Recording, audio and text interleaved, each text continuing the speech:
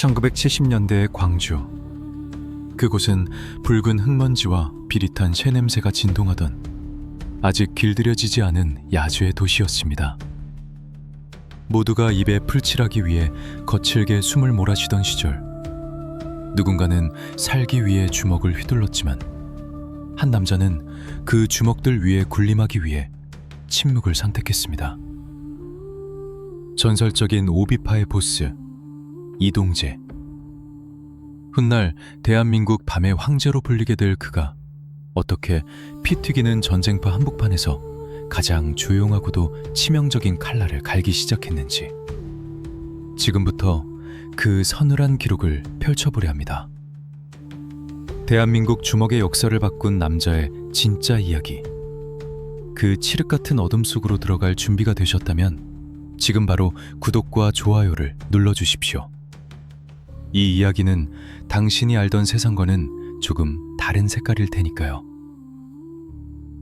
밤이 내린 광주 충장로의 뒷골목은 낮보다 더 뜨거웠습니다. 당시 호남 지역은 경제개발의 혜택에서 소외된 채 억눌린 울분과 생존 본능이 뒤섞여 끓어오르는 용광로와도 같았습니다. 시장통에서 생선을 파는 아주머니들의 고함 소리와 그 자릿세를 뜯으려는 양아치들의 욕설이 뒤섞이던 혼돈의 시대. 하지만 그 소란스러운 바닥과는 전혀 어울리지 않는 한 무리의 사내들이 등장하면서 판도는 바뀌기 시작했습니다. 그들은 찢어진 청바지나 화려한 셔츠 대신 말끔하게 다림질된 정장을 입고 있었습니다. 그들의 눈빛에는 흔해 빠진 건달들의 살기가 아닌 차가운 이성이 서려 있었죠. 그 중심에 바로 이동재가 있었습니다. 이동재는 소위 말하는 싸움꾼과는 결이 달랐습니다. 그는 주먹보다 머리가 먼저 움직이는 사람이었으니까요. 당시 광주 바닥에는 수많은 군소 조직들이 난립해 제각기 구역을 나누어 먹고 있었습니다. 개들이 뼈다귀 하나를 두고 으르렁거리는 형국이었죠. 이동재는 이 난잡한 판을 정리하기 위해 자신만의 가족을 꾸리기 시작했습니다. 그것이 바로 훗날 대한민국 3대 패밀리로 불리게 될 오비파의 시작이었습니다. 이름 그대로 그들은 학연과 지연으로 묶인 선후배들이었지만 그 끈끈함은 피보다 진했습니다. 이동재의 방식은 독특했습니다. 그는 무작정 도구 연장으로 이쳐 들고 쳐들어가 피를 보는 하수들의 방식을 혐오했습니다. 대신 그는 대화를 즐겼습니다. 물론 그 대화의 끝이 항상 평화로웠던 것은 아닙니다. 어느 날 충장로 일대의 유흥가를 꽉 잡고 있던 타 조직의 우두머리, 별명 독사가 이동재의 구역을 침범한 일이 있었습니다. 보통의 건달들이라면 당장 애들을 풀어서 전쟁을 벌였겠지만 이동재는 그날 저녁 독사를 조용히 불렀습니다. 허름한 다방의 구석진 자리, 이동재는 독사에게 커피 한 잔을 건네며 말했습니다.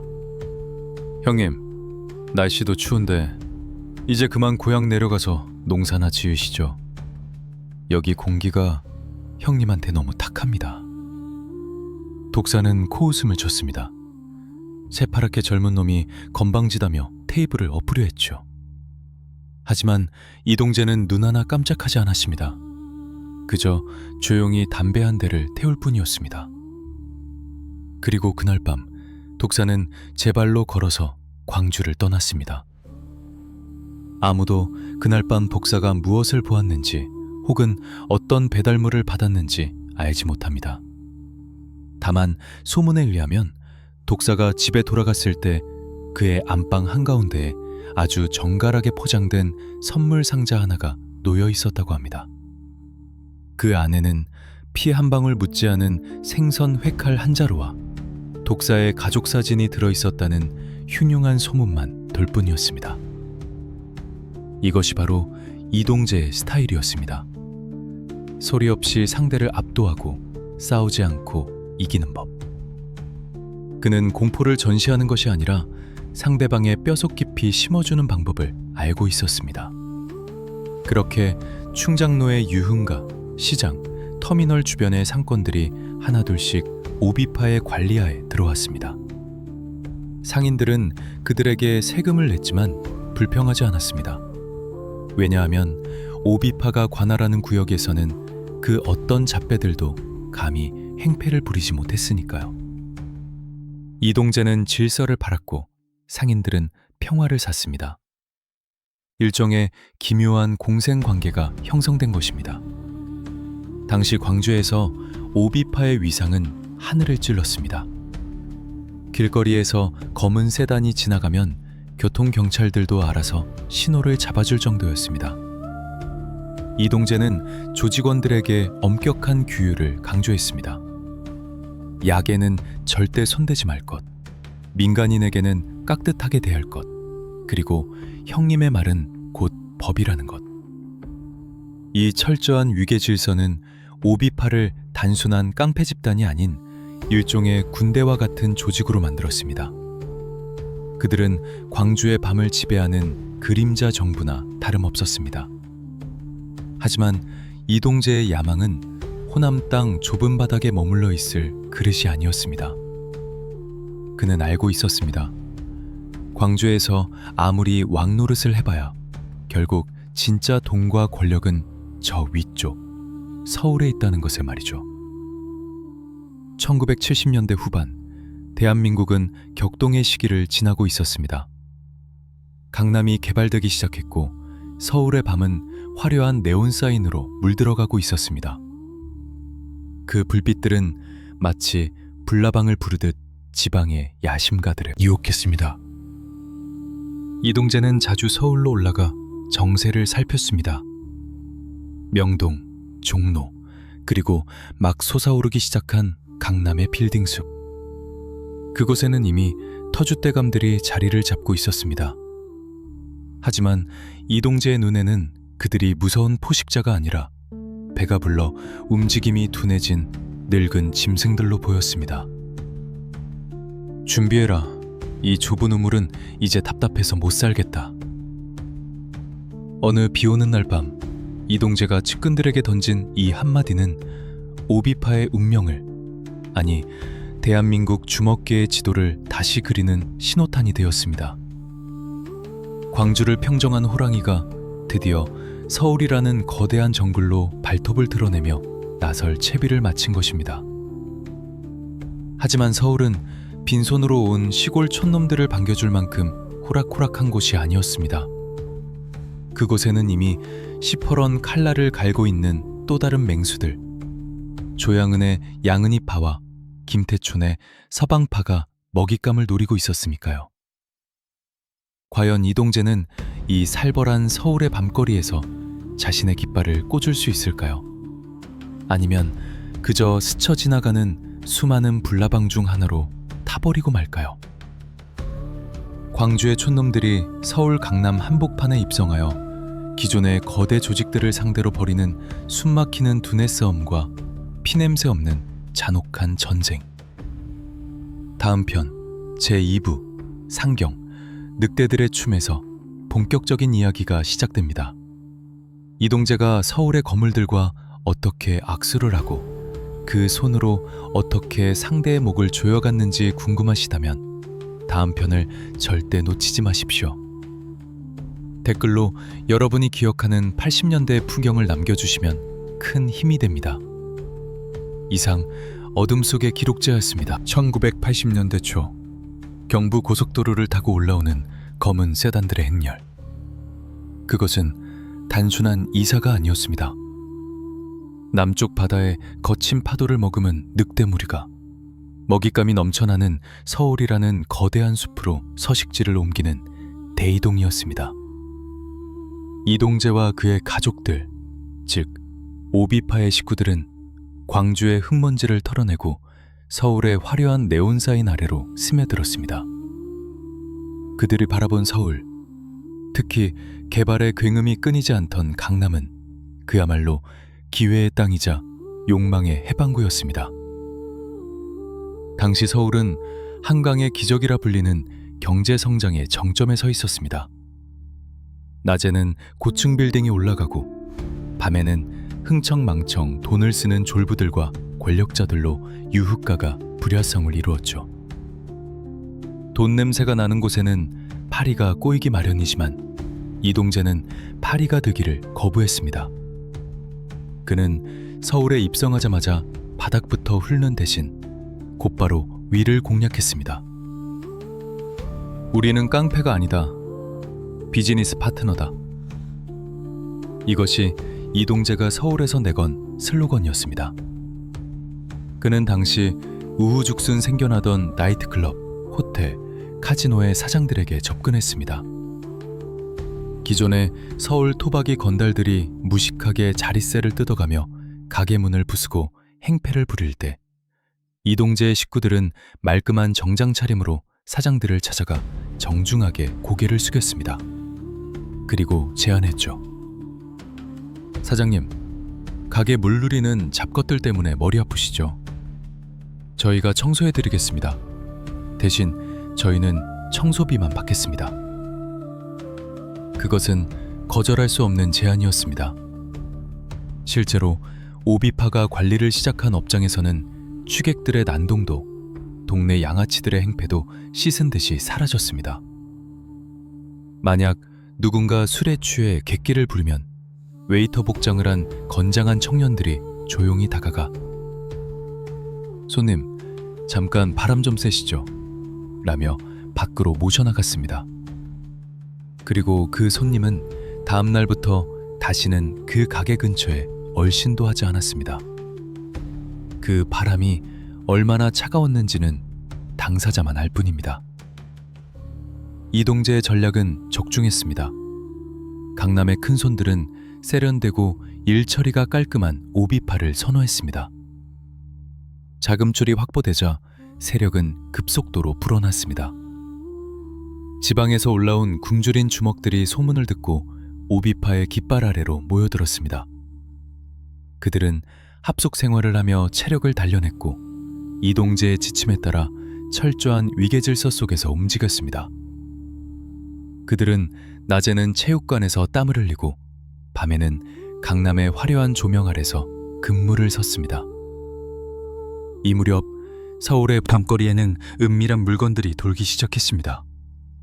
하얀 가루, 일명 눈꽃이라 불리는 것들이었죠. 하지만 이동재는 이 부분에서만큼은 선을 그었습니다. 약에 취한 놈은 칼을 거꾸로 쥔다. 그는 조직원들에게 엄금령을 내렸습니다. 대신 그는 유흥업소의 여종업원 관리, 주류 공급권, 그리고 건설 현장의 이권 개입 등 보다 덩어리가 크고 합법적인 척 할 수 있는 사업에 집중했습니다. 그의 수첩에는 경찰서장, 검사, 국회의원들의 연락처가 하나둘씩 채워지기 시작했습니다.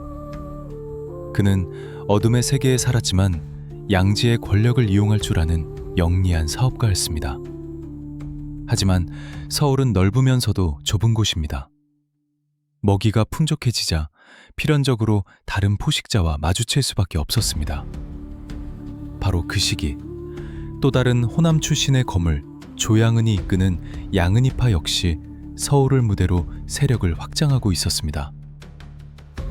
이동재와 조양은, 두 사람은 동양 출신의 나이대도 비슷했지만 스타일은 물과 불처럼 극명하게 달랐습니다. 이동재가 신사적인 비즈니스맨을 표방하며 조용히 실리를 챙기는 스타일이었다면 조양은은 화려하고 공격적인 스타 기질이 다분했습니다. 양은이파는 닥치는 대로 구역을 확장했고 저항하는 자들에게는 무자비한 도구 맛을 보여주며 공포를 심었습니다. 초기에는 두 조직 사이에 묘한 긴장감만 흘렀을 뿐 직접적인 충돌은 없었습니다. 서로의 구역을 침범하지 않는 선에서 아슬아슬한 줄타기를 하고 있었죠. 하지만 강남이라는 파이는 한정되어 있었고 두 거대 조직의 팽창 욕구는 결국 접정을 만들어냈습니다. 사건의 발단은 사소했습니다. 강남의 한 유명 호텔 나이트클럽, 원래 오비파가 관리하던 곳이었는데 어느 날 양은이파의 중간 보스급 간부가 부하들을 대동하고 나타나 룸 하나를 차지하고는 여기 사장 오라 그래 라며 행패를 부린 것입니다. 명백한 도발이었습니다. 보고를 받은 이동재는 침묵했습니다. 부하들은 당장 연장을 챙겨 달려나가자고 길길이 날뛰었지만 그는 손을 들어 제지했습니다. 아직 때가 아니다. 지금 움직이면 우리가 잃을 게 더 많다. 이동재는 직접적인 보복 대신 다른 방법을 택했습니다. 다음 날 행패를 부린 양은이파 간부가 자주 가는 사우나. 그가 탕에서 눈을 감고 있을 때 누군가 옆에 조용히 앉았습니다. 바로 이동재의 최측근이자 행동대장이었습니다. 그는 아무 말 없이 간부의 등만 밀어주었습니다. 아주 거칠고 살벌하게. 그리고 귓가에 딱 한마디를 남기고 사라졌습니다. 우리 형님이 안부 전화랍니다. 다음번엔 때만 미는 걸로 안 끝난다고. 그 간부는 사색이 되어 도망쳤습니다. 피 한 방울 흘리지 않고 상대를 제압한 것입니다. 이 사건으로 오비파의 위상은 더욱 높아졌지만 동시에 양은이파의 자존심에는 씻을 수 없는 상처를 남겼습니다. 돌아올 수 없는 강을 건넌 셈이죠. 조양은은 이 소식을 듣고 불같이 화를 냈다고 전해집니다. 이동재, 점잖은 척하더니 기어이 내 밥그릇에 숟가락을 얹겠다 이거지? 서울의 밤하늘 아래 두 마리의 거대한 늑대가 서로를 응시하기 시작했습니다. 한쪽은 차가운 이성으로 무장한 백색의 늑대, 다른 한쪽은 끓어오르는 야성을 지닌 흑색의 늑대. 이제 강남 바닥은 그들이 벌일 춤사위를 위한 무대가 되었습니다. 하지만 그 춤은 왈츠처럼 우아하지 않을 것입니다. 누군가는 발목이 부러져야 끝나는 잔혹한 탱고가 시작되려 하고 있었습니다. 그리고 운명의 시간은 예상보다 빠르게 다가왔습니다. 3대 패밀리 김태촌의 사방파까지 포함한가 정립되어 가던 80년대 중반, 대한민국 주먹 역사의 한 페이지를 피로 물들일 거대한 사건이 태동하고 있었습니다. 과연 이동재는 조양은의 거센 도발을 어떻게 받아칠 것인가? 그리고 또 다른 괴물 김태촌은 이 싸움을 어떻게 지켜보고 있을 것인가? 1980년대 중반, 서울의 밤은 셋으로 쪼개져 있었습니다. 마치 고대 중국의 삼국지처럼 한강 이남과 이북을 가로지르는 거대한 세 개의 깃발이 펄럭이고 있었죠. 하지만 그 깃발 아래 흐르는 것은 영웅들의 후연지기가 아니라 살아남기 위해 서로의 목덜미를 노리는 짐승들의 비릿한 욕망이었습니다. 대한민국 주먹 역사상 가장 위태롭고도 살벌했던 3대 패밀리의 시대. 그 정점에 3명의 남자가 서 있었습니다. 서방파의 김태촌, 양은이파의 조양은, 그리고 오비파의 이동재. 이들의 관계는 단순한 라이벌 그 이상이었습니다. 그것은 마치 솥발과 같아서 하나라도 무너지면 솥 전체가 쓰러지는 기묘한 균형을 이루고 있었습니다. 하지만 솥 안의 물은 이미 끓어넘치기 직전이었습니다. 먼저 서방파의 김태촌, 그는 불도저였습니다. 막히면 뚫고 안 되면 부숴버리는 스타일이었죠. 그의 조직은 군대처럼 일사불란했고 압도적인 힘으로 상대를 찍어 눌렀습니다. 반면 양은이파의 조양은은 면도날 같았습니다. 화려하고 예리했으며 예측할 수 없는 타이밍에 상대의 급소를 파고들었습니다. 그는 스타성을 즐겼고 세간의 이목을 끄는 것을 두려워하지 않았습니다. 그렇다면 우리의 주인공 이동재는 어땠을까요? 그는 심해였습니다. 겉보기엔 잔잔하고 고요해 보이지만 그 깊은 곳에는 엄청난 수압이 작용하고 있어 함부로 들어왔다간 뼈도 못 추리고 으스러지는 그런 존재. 김태촌이 망치를 들고 조양은이 회칼을 든다면 이동재는 바둑돌을 쥐고 있었습니다. 그는 판 전체를 읽으며 싸우지 않고도 이기는 수를 두는 전략가였습니다. 이 시기 서울의 유흥가 뒷골목에서는 매일 밤 소리 없는 전쟁, 소위 국지전이 벌어졌습니다. 하지만 대놓고 전쟁을 선포하기엔 서로가 잃을 것이 너무 많았습니다. 그래서 그들은 교묘한 방식을 택했습니다. 어두운 골목길, 검은 승용차 한 대가 길을 막아섭니다. 상대 조직원의 차를 고의로 들이받는 교통사고 위장술. 차에서 내린 덩치들은 보험 처리를 논하지 않습니다. 그들은 트렁크에서 골프채와 야구 방망이를 꺼냅니다.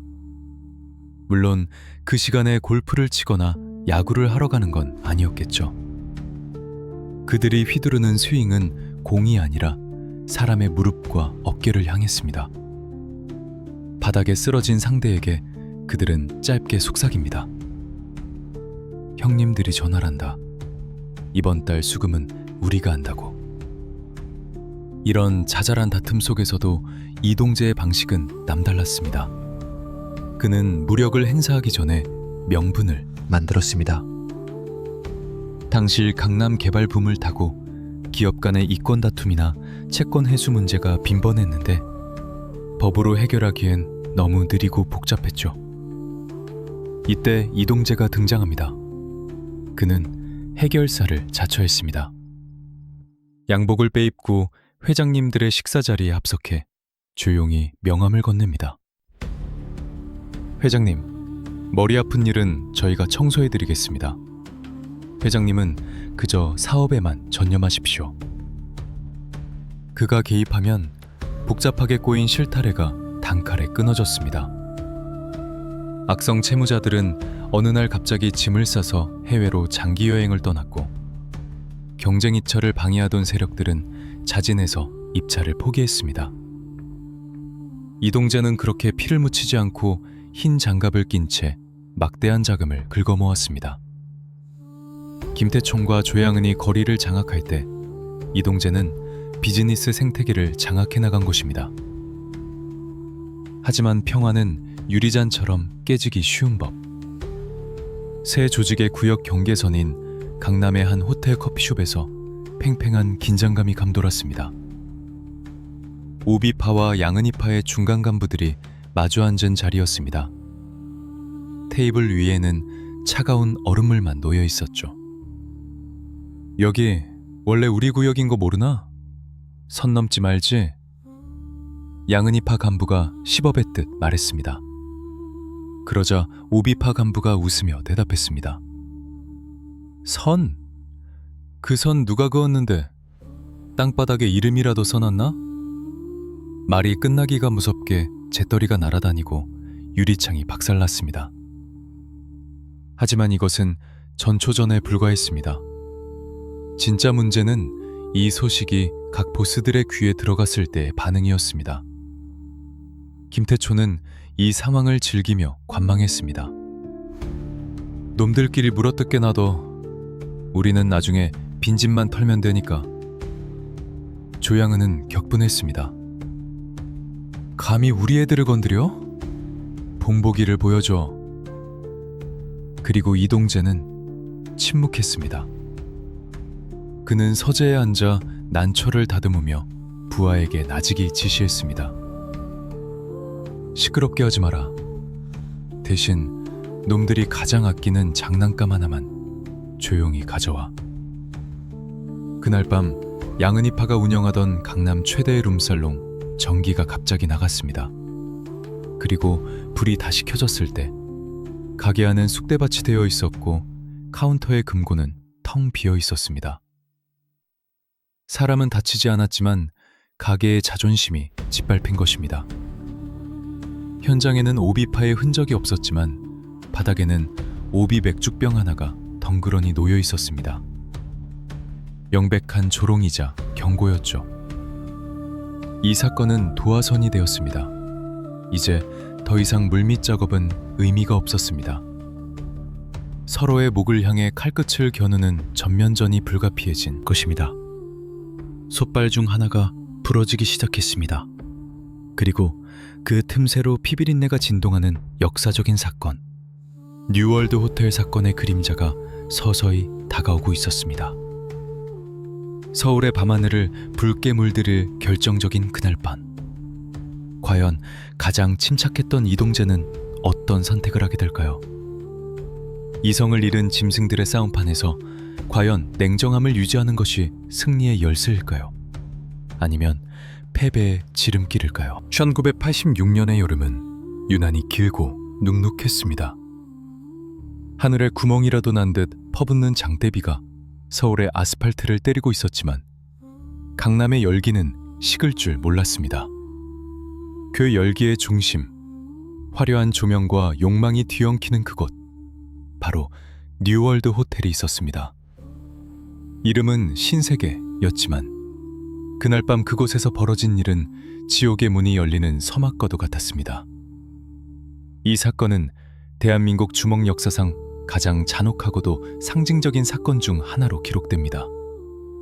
겉으로는 화려한 호텔 로비였지만 그 이면에서는 생존을 건 짐승들의 처절한 사투가 예고되어 있었습니다. 당시 오비파는 강남의 주요 상권을 장악하며 승승장구하고 있었습니다. 이동재의 신사적인 사업 확장은 거칠 것이 없었죠. 그날 밤 뉴월드 호텔의 나이트클럽 룸에는 오비파의 핵심 간부들과 중간 보스들이 모여 회식을 하고 있었습니다. 그들은 성공에 취해 있었고 자신들이 쌓아올린 철옹성이 영원할 것이라 믿었습니다. 고급 양주가 돌고 호탄한 웃음소리가 룸 밖으로 새어나왔습니다. 하지만 그들은 몰랐습니다. 호텔 정문 밖 빗줄기를 뚫고 검은 그림자들이 모여들고 있다는 사실을. 그들은 경쟁 조직인 양은이파의 정예 조직원들이었습니다. 그들의 손에는 골프채나 야구방망이가 아닌 훨씬 날카롭고 차가운 주방 도구들이 들려 있었습니다. 그들은 횟집 주방장이 아니었음에도 생선이 아닌 사람의 뼈와 살을 분리하는 기술을 익힌 기술자들이었습니다. 작업 시작한다. 깔끔하게 끝내. 짧은 무전이 떨어지자마자 로비의 회전문이 돌아가며 지옥도가 펼쳐졌습니다. 놈들은 망설임 없이 오비파가 있는 룸으로 들이닥쳤습니다. 기습이었습니다. 술에 취해 무방비 상태였던 오비파 식구들은 속수무책으로 당할 수밖에 없었습니다. 비명소리는 룸 안에 갇힌 노래방 반주 소리에 묻혔고 바닥에 깔린 최고급 카펫은 순식간에 검붉은 액체로 흥건하게 젖어들어갔습니다. 그것은 싸움이 아니라 일방적인 청소였습니다. 사건은 순식간에 종료되었습니다. 사이렌 소리가 들리기 전 그림자들은 썰물처럼 빠져나갔습니다. 남겨진 것은 부서진 테이블, 깨진 양주병, 그리고 바닥에 쓰러져 신음하는 오비파의 식구들 뿐이었습니다. 그 중에는 이동재가 친동생처럼 아끼던 행동대장도 포함되어 있었습니다. 그의 다리는 더 이상 예전처럼 걸을 수 없을 정도로 망가져 버렸습니다. 놈들은 목숨은 살려주었지만 건달로서의 생명은 끊어놓은 셈입니다. 불구가 된 건달은 이 바닥에서 죽은 목숨이나 다름없으니까요. 이 소식을 전해 들은 이동재의 표정은 어땠을까요? 분노로 소리를 질렀을까요? 아니면 당장 복수를 외치며 부하들을 집합시켰을까요? 아니요. 그는 병원 응급실 앞 벤치에 앉아 수술실에 불이 꺼지길 기다리며 묵묵히 책을 읽고 있었습니다. 달려온 부하들이 울분을 토하며 "형님, 당장 쳐들어가서 놈들을 다 담가버립시다!" 라고 외쳤지만 이동재는 천천히 책장을 넘기며 나직하게 말했습니다. "시끄럽다. 병원이다. 조용히 해라." 그의 목소리는 너무나 차분해서 오히려 소름이 끼칠 정도였습니다. 수술이 끝나고 붕대를 칭칭 감은 채 누워있는 동생을 본 뒤에야 이동재는 병원을 나섰습니다. 차에 오르기 전 빗물에 젖은 담배에 불을 붙이며 그는 곁에 있던 참모에게 짧은 지시를 내렸습니다. "눈에는 눈, 이에는 이. 그건 옛날 방식이지. 놈들이 우리 손발을 묶으려 했나? 그럼 우리는 놈들이 숨쉬는 구멍을 막아버린다." 이동재의 복수는 감정적이지 않았습니다. 수학적이고 치밀했습니다. 그는 양은이파가 운영하는 모든 사업장의 리스트를 펼쳤습니다. 그리고 정확히 24시간 뒤 서울 전역에서 동시다발적인 작전이 시작되었습니다. 이것은 몽둥이를 들고 싸우는 전쟁이 아니었습니다. 이동재는 자신의 인맥을 총동원했습니다. 다음 날 저녁, 양은이파의 자금줄인 강남의 대형 룸살롱과 카지노에 구청 위생과 직원들, 소방 점검반, 그리고 국세청 조사관들이 들이닥쳤습니다. 사소한 위반 사항 하나까지 트집 잡아 영업정지 처분이 내려졌습니다. 전기가 끊기고 물이 끊겼습니다. 손님들은 혼비백산하여 도망쳤고 가게 문에는 영업정지라는 붉은 딱지가 붙었습니다. 그리고 결정적인 한방, 경쟁 조직 보스의 생일 파티가 열리기로 예정된 연회장에 배달 오토바이 한 대가 도착했습니다. 보낸 사람은 적혀있지 않은 큼지막한 상자 하나. 부하들이 긴장하며 상자를 열었을 때 그 안에는 폭탄도 시체도 아닌 기묘한 물건이 들어있었습니다. 그것은 바로 휠체어 한 대였습니다. 그리고 그 위에 놓인 카드 한 장. 다리가 아프면 앉아서 쉬어야지. 너무 날뛰면 넘어지는 법이다. 그것은 단순한 선물이 아니었습니다. 너희들도 곧 이렇게 만들어주겠다는 말보다 더 무거운 침묵의 경고였습니다. 파티장은 찬물을 끼얹은 듯 조용해졌습니다. 흥겨운 음악 대신 공포가 연회장을 지배했습니다. 이동재는 피 한 방울 묻히지 않고 상대방의 가장 화려한 날을 장례식장 분위기로 만들어버린 것입니다. 이 사건 이후 강남의 판도는 다시 한번 요동쳤습니다. 사람들은 알게 되었습니다. 칼을 든 미치광이보다 웃으면서 밥줄을 끊어놓는 신사가 훨씬 더 무서운 존재라는 것을. 오비파는 건재했습니다. 아니, 상처를 입고 더욱 독해진 독사처럼 그들은 이제 방어를 넘어 섬뜩한 공격 태세를 갖추기 시작했습니다. 누월드 호텔의 깨진 유리잔 조각들은 치워졌지만 그날 생긴 마음의 흉터는 결코 지워지지 않았습니다. 이제 선은 완전히 넘었습니다. 돌아올 수 없는 강을 건넌 그들에게 남은 것은 너 죽고 나 죽는 끝장 승부뿐이었습니다. 하지만 이 승승장구도 영원할 수는 없었습니다. 어둠이 깊어질수록 그 어둠을 노리는 더 큰 포식자가 나타나는 법. 이번엔 조직 폭력배가 아닌 국가 권력이라는 거대한 괴물이 입을 벌리고 기다리고 있었습니다.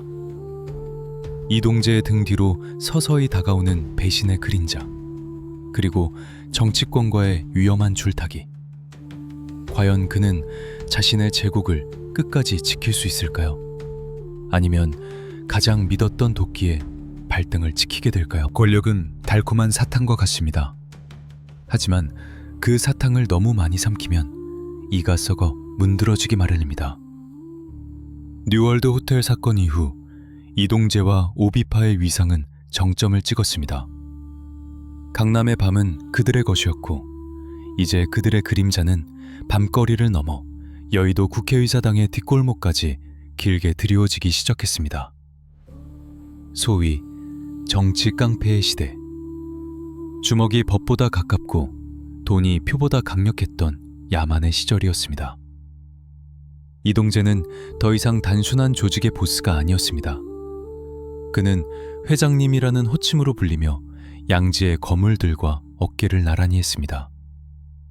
선거철이 되면 검은 양복을 입은 사내들이 유세장의 병풍, 경호 및 위력 과시용 인원으로 동원되었고 반대파의 집회를 조용히 해산시키는 일도 그들의 몫이었습니다.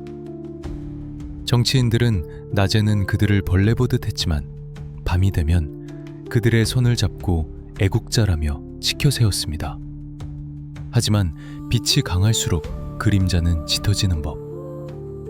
외부의 적이 사라지자 내부에서 곰팡이가 피어오르기 시작했습니다. 그것은 바로 돈과 야망이라는 이름의 곰팡이였습니다. 조직이 거대해지면서 말단 조직원들은 벤치를 굴리고 룸살롱에서 양주를 마셨습니다. 헝그리 정신은 사라지고 그 자리에 탐욕이 들어찼습니다.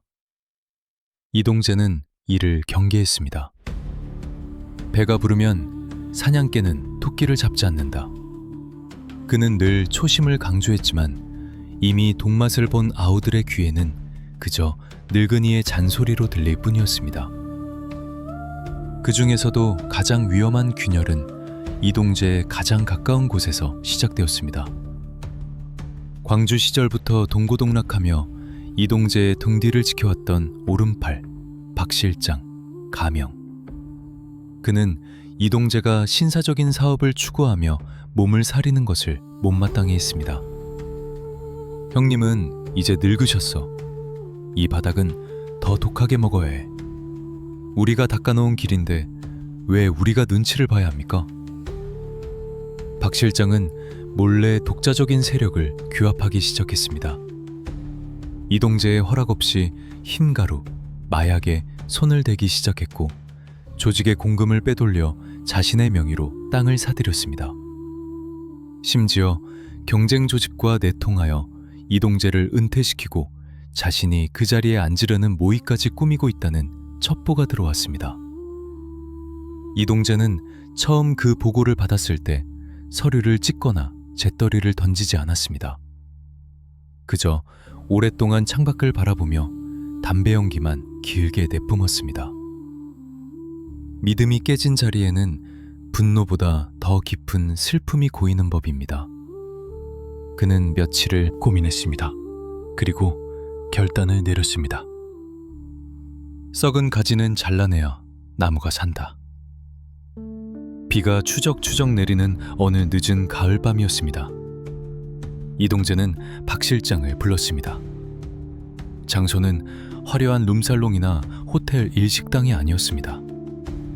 그들이 건달 생활을 처음 시작할 때 자주 갔던 허름한 중국집이었습니다. 낡은 형광등이 깜빡거리고 벽지에는 기름때가 묻어있는 그곳.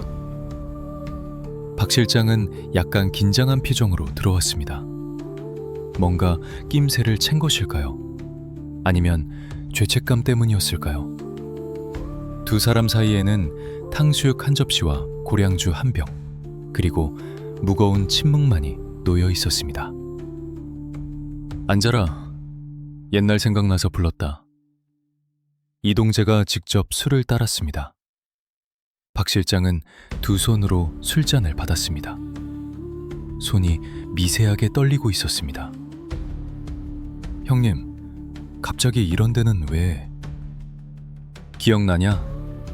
우리 처음 서울 올라왔을 때 그때는 짜장면 한 그릇도 없어서 단무지로 배 채웠는데. 이동재는 담담하게 옛 이야기를 꺼냈습니다. 피 튀기던 싸움터에서 서로의 등을 맡겼던 시절, 경찰에 쫓겨 여인숙 방 하나에서 새우잠을 자던 시절. 박 실장의 눈동자가 흔들렸습니다. 그러나 이동재의 목소리는 점점 차가워졌습니다. 그런데 말이다. 사람은 참 간사해. 배가 고플 때는 밥만 주면 충성을 맹세하는데 배가 부르면 주인의 밥그릇까지 탐을 내거든. 순간 박 실장의 얼굴이 사색이 되었습니다. 그는 본능적으로 식탁 아래로 손을 내렸지만 이미 늦었습니다. 가게의 주방장이었던 노인 대신 건장한 청년들이 주방에서 걸어 나왔습니다. 밖에는 셔터가 내려지는 소리가 들렸습니다. 형님, 오해십니다. 제가 형님을 어떻게... 박 실장이 무릎을 꿇으며 애원했습니다. 이동재는 그를 바라보지 않았습니다. 그저 자신의 앞에 놓인 짜장면을 비비며 나직하게 말했습니다. 많이 먹어라. 그게 네 마지막 밥이다. 가는 길 배라도 든든해야지. 박 실장은 더 이상 말을 잇지 못했습니다. 그는 알았습니다. 이동재가 한번 내뱉은 말은 절대 주워 담지 않는다는 것을. 그는 떨리는 손으로 짜장면을 입으로 밀어 넣었습니다. 눈물과 콧물이 범벅이 되어 검은 춘장과 함께 목구멍으로 넘어갔습니다. 그것은 세상에서 가장 비참하고 짠 식사였습니다. 식사가 끝나자 청년들이 박 실장을 일으켜 세웠습니다. 거친 몸싸움도 비명도 없었습니다. 박 실장은 체념한 듯 고개를 떨구고 가게 뒷문으로 끌려나갔습니다. 논밖에는 시동이 걸린 검은 승합차가 대기하고 있었습니다. 목적지가 없는 편도 티켓만의 여행이 시작된 것입니다.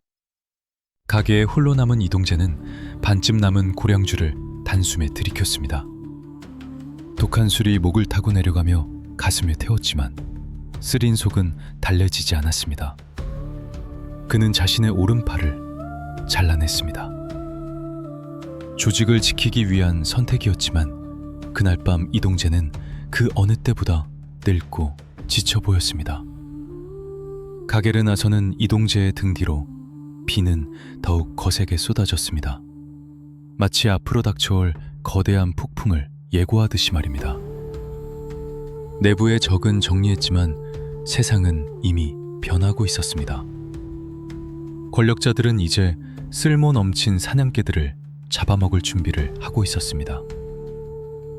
1990년 대통령의 특별 선언과 함께 대한민국 전역에 울려 퍼질 범죄와의 전쟁.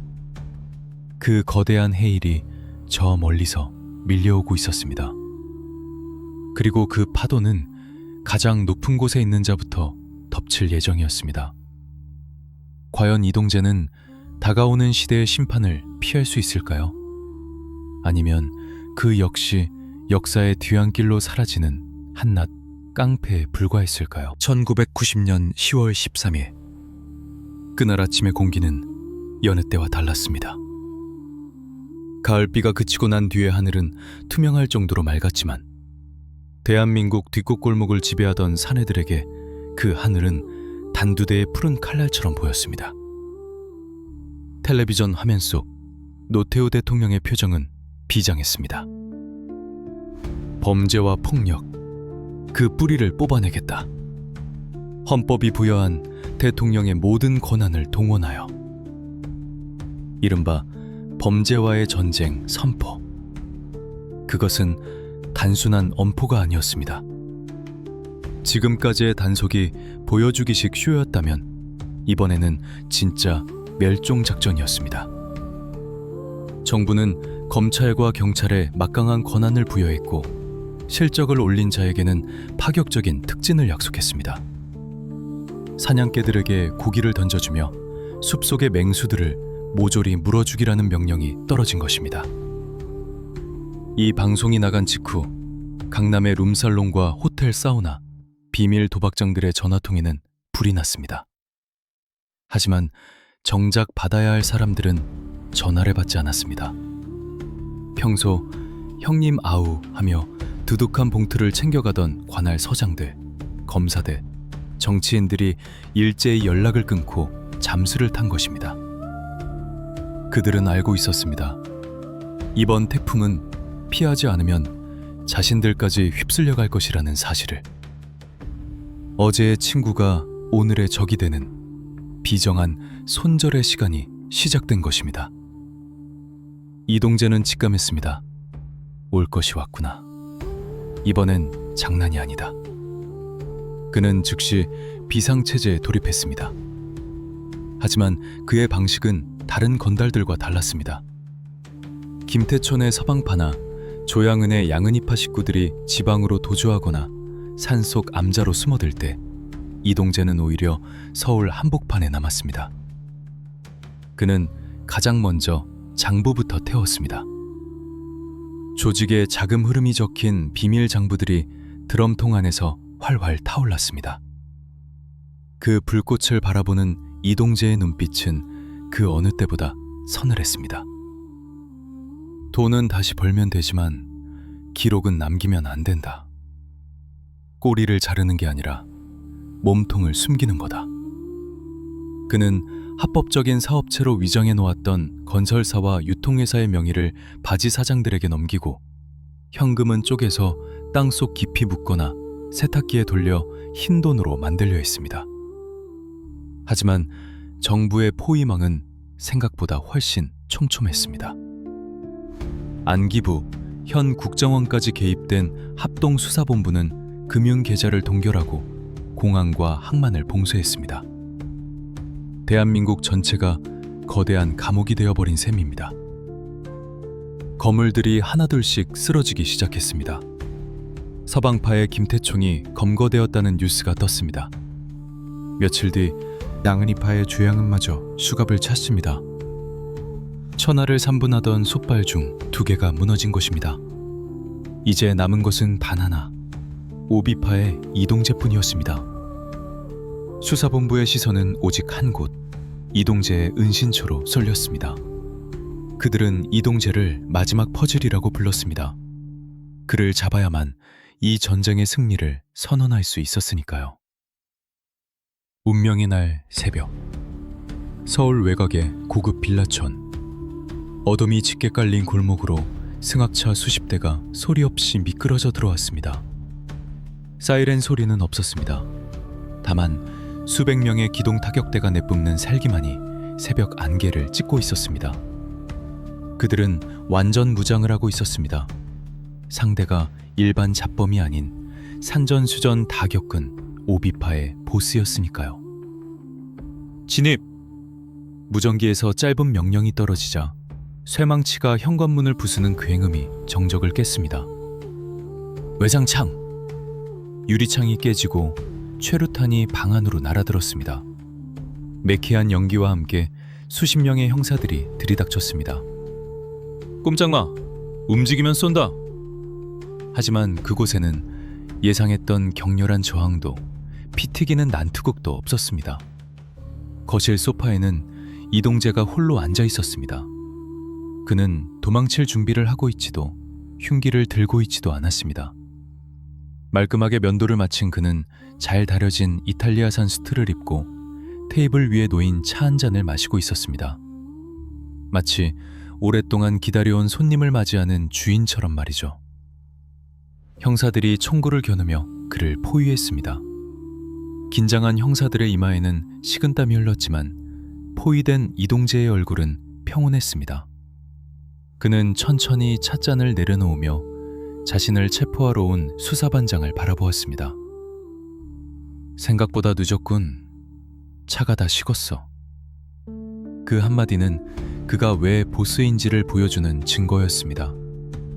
그는 자신의 패배를 인정했지만 결코 비굴해지지는 않았습니다.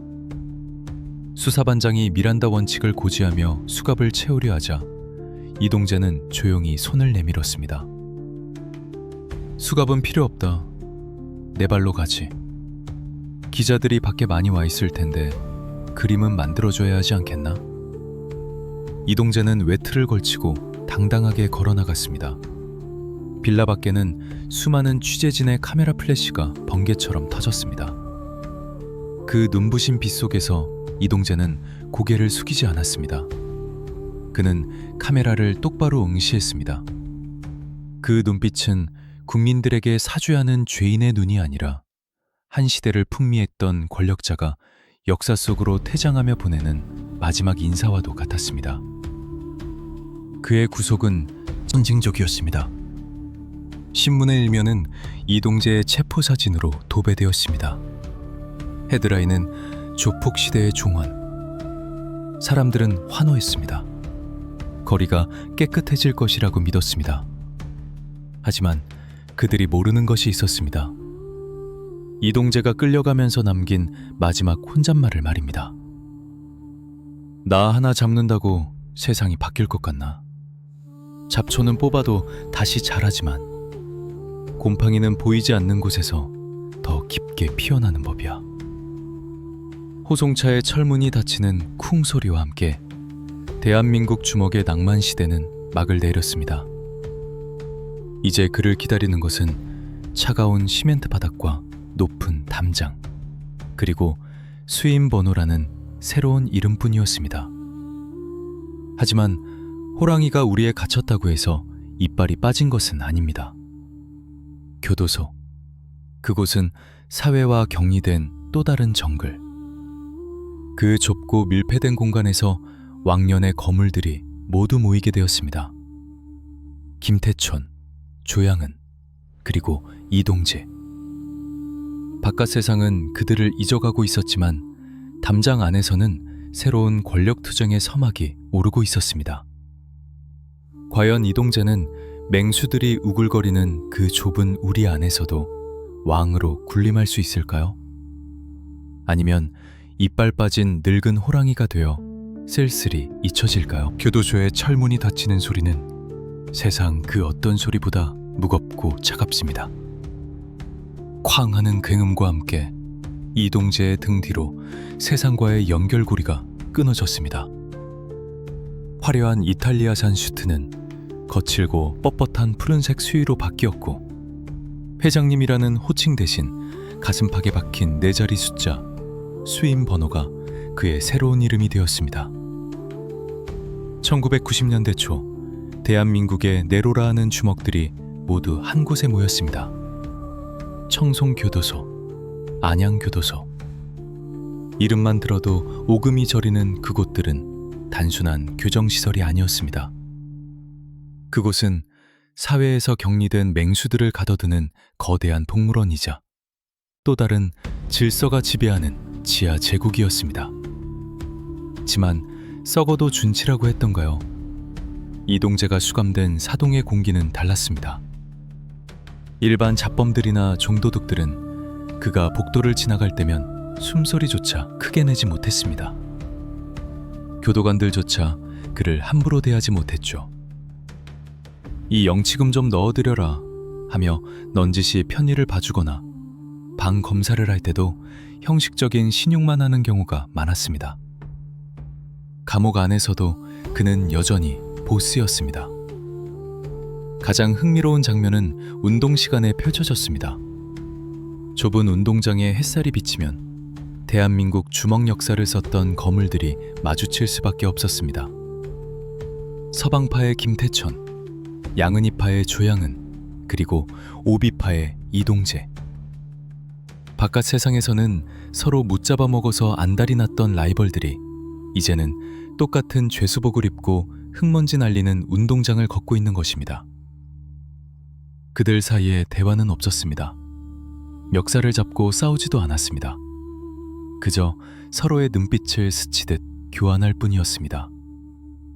하지만 그 짧은 눈빛 교환 속에 수만 가지의 감정이 오고 갔습니다. 결국 우리 모두 권력이라는 놈한테 사냥당한 짐승 신세로군. 그것은 일종의 동병상련이자 패배자들끼리의 씁쓸한 연대감이었습니다.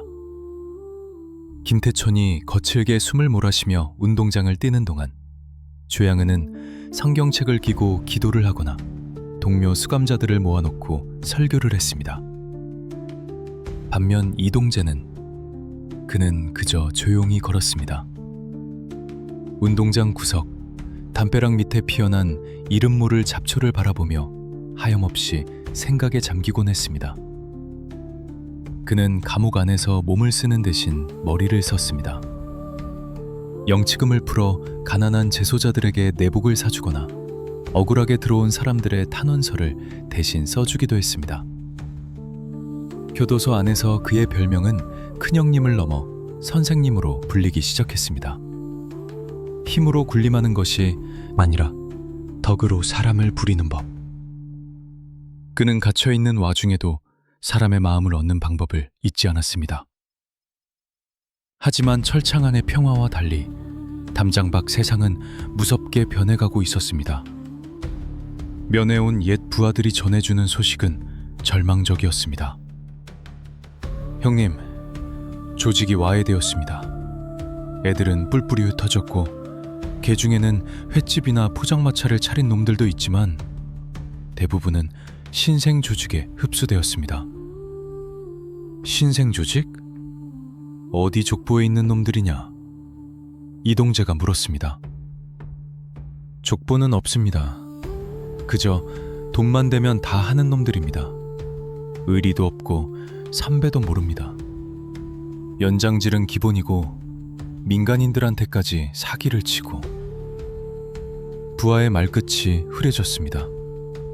이동재는 눈을 감았습니다. 그들이 지키려 했던 협객의 낭만은 끝났습니다. 이제 거리는 비즈니스 조폭과 양아치들의 세상이 되었습니다.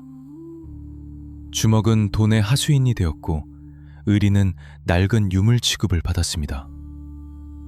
자신이 평생을 바쳐 쌓아 올린 공든 탑이 시대의 파도에 휩쓸려 모래성처럼 무너져 내리는 것을 지켜봐야만 하는 심정.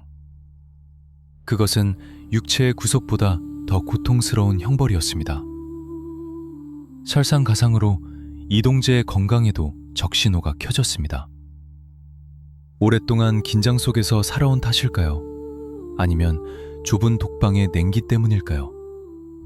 강철 같던 그의 몸이 삐걱거거리기 시작했습니다. 불면증이 찾아왔고 원인 모를 통증이 전신을 갉아먹었습니다. 호랑이도 늙으면 이빨이 빠지고 가죽이 늘어지는 법. 거울 속에 비친 자신의 모습은 더 이상 광주를 호령하던 젊은 사자가 아니었습니다. 그저 초라한 늙은 죄수 하나가 서 있을 뿐이었습니다. 어느 날 밤 이동재는 고열에 시달리며 꿈을 꾸었습니다. 꿈속에서 그는 다시 20대의 젊은 시절로 돌아가 있었습니다. 광주 충정로의 대골목, 비냄새, 형제들과 함께 나누어 마시던 소주 한 잔에만. 그때는 가진 것은 없었지만 세상이 두렵지 않았습니다. 형님, 우리 천하를 한번 가져봅시다 라고 외치던 아우들의 목소리가 생생했습니다. 하지만 잠에서 깨어났을 때 그를 반기는 것은 차가운 시멘트 벽과 철창 너머로 보이는 조각난 달빛뿐이었습니다. 다 부질없구나. 이동재는 쉰 목소리로 중얼거렸습니다. 천하를 호령했던 권력도, 수십억의 돈도, 목숨을 바칠 것 같던 부하들도 결국 이 좁은 독방 앞에서는 아무런 의미가 없었습니다. 그는 깨달았습니다. 자신이 쫓던 것은 무지개였고 손에 잡힌 것은 허공뿐이었다는 것을. 그날 이후 이동재는 더욱 말이 없어졌습니다. 그는 면회도 거절했습니다. 바깥 세상의 소식을 듣는 것조차 고통이었기 때문입니다. 그는 철저히 혼자가 되는 길을 택했습니다. 그것은 속죄였을까요? 아니면 마지막 자존심이었을까요? 세월은 유수와 같이 흘러 어느덧 그의 형기도 끝을 향해 가고 있었습니다. 1990년대를 관통하며 대한민국을 뒤흔들었던 범죄와의 전쟁도 사람들의 뇌리에서 서서히 잊혀져 갔습니다. 강남의 거리는 더욱 화려해졌고 사람들은 이제 주먹들의 이름 대신 아이돌 스타와 벤처 기업가들의 이름에 열광했습니다. 출소 전날 밤 교도관이 이동재에게 물었습니다. 이씨, 나가면 뭐 할 거요? 다시 조직 재건할 거요? 이동재는 짐을 싸던 손을 멈추고 픽 웃었습니다. 그 웃음에는 도끼도 야망도 없었습니다. 그저 허탈함만이 묻어날 뿐이었습니다. 재건이라뇨. 무너진 집에 기둥 하나 세운다고 집이 됩니까? 그냥 조용히 살 겁니다. 바람이나 쐬면서. 다음 날 아침 교도소 철문이 열렸습니다. 수많은 두부와 꽃다발, 검은 양복의 사내들이 도열해 있던 예전의 출소 풍경과는 달랐습니다. 몇몇 늙은 측근들만이 낡은 세단을 대기시켜 놓고 그를 기다리고 있었습니다. 이동재는 10년 가까이 보지 못했던 바깥 세상의 태양을 올려다보았습니다. 눈이 부셔 눈물이 찔끔 났습니다. 그 눈물은 회한의 눈물이었을까요? 해방의 눈물이었을까요?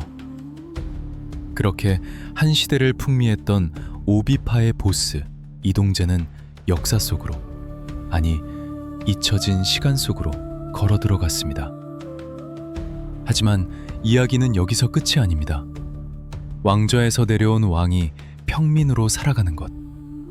그것이야말로 가장 잔인한 현실과의 싸움일지도 모르니까요. 출소하던 날, 교도소 정문 앞의 공기는 묘하게 비릿했습니다. 십수년 만에 마시는 바깥 세상의 공기였지만 그것은 자유의 달콤함보다는 낯선 이질감으로 다가왔습니다. 1970년대 광주의 흙바닥에서 시작해 80년대 서울의 화려한 네온사인을 거머쥐었던 사내 이동재. 그가 다시 사회로 나왔을 때 세상은 그가 알던 그곳이 아니었습니다. 그를 맞이하러 나온 것은 수백 대의 검은 세단 행렬도 90도로 허리를 숙이는 건장한 청년들의 형님 소리도 아니었습니다. 그저 빛바랜 승용차 몇 대와 세월의 풍파를 정통으로 맞아 머리가 희끗해진 옛 측근 몇 명뿐이었습니다. 그들의 얼굴에는 반가움보다 곤혹스러움과 씁쓸함이 묻어 있었습니다. 왕의 귀한 치고는 너무나 초라한 행색이었습니다. 하지만 이동재는 오히려 담담했습니다. 그는 알고 있었으니까요. 자신이 돌아온 곳은 왕저가 아니라 더 이상 자신이 설 자리가 없는 낯선 무대라는 것을. 서울로 돌아오는 차 안, 창밖 풍경은 그야말로 천지개벽이었습니다. 낮은 건물들이 다닥다닥 붙어있던 강남대로에는 고개를 젖혀도 끝이 보이지 않는 유리빌딩들이 숲을 이루고 있었고 사람들의 손에는 모두 네모난 기계가 들려 있었습니다. 그들은 앞을 보지 않고 기계만 들여다보며 걷고 있었습니다. 세상이 참 많이 변했구나. 이동재의 나직한 한마디에 운전하던 후배는 아무 대답도 하지 못했습니다. 그 침묵이 더 뼈아팠습니다. 그들이 목숨 걸고 지키려 했던 나와바리는 이제 대기업 프랜차이즈 간판들로 뒤덮였고 주먹과 칼로 해결하던 문제는 이제 변호사와 회계사들이 서류 뭉치로 해결하고 있었습니다. 낭만도 의리도 심지어 폭력의 미학조차 사라진 차가운 자본의 시대. 그곳에 협객을 자처하던 늙은 호랑이가 낄 틈은 없었습니다. 이동재는 서울에 오래 머물지 않았습니다. 옛 부하들이 형님 다시 한번 뭉쳐야죠. 아직 형님 이름값 바닥에서 먹힙니다. 라며 부추겼지만 그는 고개를 저었습니다. 죽은 자식 불알만지기다. 흘러간 물로는 물레방아를 돌릴 수 없는 법이야. 그는 곧장 고향인 광주, 아니 더 깊은 시골로 내려가 은둔의 삶을 택했습니다. 그것은 패배를 인정해서가 아니었습니다. 더 이상 취해지지 않기 위한 마지막 자존심이었습니다. 한때 대한민국을 들었다 놨다 했던 거물 조폭이 시골의 낡은 주택에서 텃밭을 가꾸고 낚싯대를 들이우며 소일하는 모습.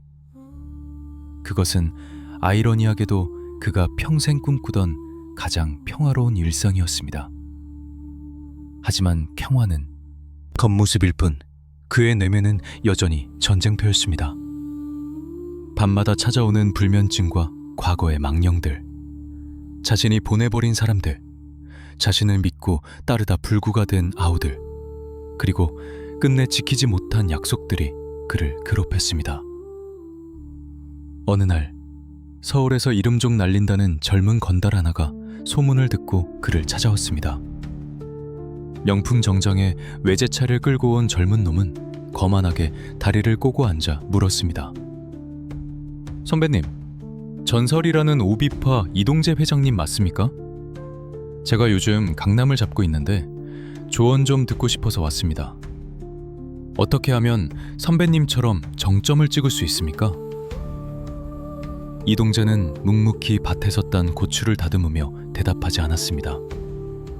젊은 놈이 재차 묻자 그제야 고개를 들어 그를 쳐다보았습니다.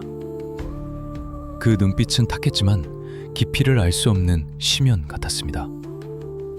젊은 건달은 순간 등골이 서늘해짐을 느꼈습니다. 자네, 그림자 놀이 해봤나? 네? 갑자기 무슨... 해질녘의 그림자가 길어지면 사람들은 자기가 거인인 줄 착각하지. 하지만 해가 완전히 지고 나면 그 거인은 온데간데 없고 칠흑 같은 어둠만 남는 거야. 우린 그저 해가 떠 있는 잠깐 동안 춤을 추는 광대일 뿐이네. 정점? 그런 건 없어. 내려올 때 덜 다치게 떨어지는 게 기술이지. 젊은 건달은 그 말의 뜻을 이해하지 못한 채 틀틀거리며 돌아갔습니다. 이동재는 멀어지는 차를 보며 쓴웃음을 지었습니다. 자신도 젊은 날엔 저랬으니까요. 불에 뛰어드는 줄도 모르고 날개짓하는 불나방처럼. 시간은 누구에게나 공평하게 흐릅니다. 강철 같던 그의 몸도 노쇠함을 이기지 못했습니다. 병마가 찾아왔고 그는 서서히 시들었습니다. 병원 침대에 누워 산소호흡기에 의지하게 된 말년. 그의 곁을 지키는 사람은 많지 않았습니다. 화려했던 시절 그에게 줄을 대려고 문전성시를 이루던 권력자들은 이미 그를 기억 속에서 지운 지 오래였습니다. 임종 직전 이동재는 창밖의 붉은 노을을 바라보며 마지막 독백을 남겼다고 전해집니다. 다시 태어난다면 그때는 주먹이 아니라 흙을 만지는 농부로 살고 싶구나. 흙은 거짓말을 안 하니까. 그것이 끝이었습니다. 대한민국 3대 패밀리 중 하나였던 오비파의 보스, 밤의 대통령이라 불렸던 사내의 최후는 너무나도 조용했습니다. 뉴스에서는 짧게 그의 부고를 전했습니다. 과거 조직폭력배 두목 이모 씨, 지병으로 별세. 한 줄짜리 자막. 그것이 그의 파란만장했던 일대기에 대한 세상의 평가였습니다. 경매식장은 기묘한 분위기였습니다. 백발이 성성한 원로 주먹들과 이제는 사업가가 된 옛 부하들, 그리고 호기심에 찾아온 유튜버들이 뒤섞여 북적거렸습니다. 하지만 그곳에서 진정으로 슬퍼하는 사람은 몇이나 되었을까요? 대부분은 한 시대가 진짜 끝났구나 라는 안도감, 혹은 확인 도장을 찍으러 온 방관자들이었을 것입니다. 이동재의 죽음과 함께 낭만과 주먹, 의리와 배신이 공존했던 20세기 한국형 느와르의 막은 완전히 내려졌습니다. 이제 그들이 남긴 빈자리는 보이스피싱, 불법 도박 사이트, 주가 조작 같은 얼굴 없는 범죄들이 채우고 있습니다. 피 냄새는 사라졌지만 돈 냄새는 더 지독해진 세상.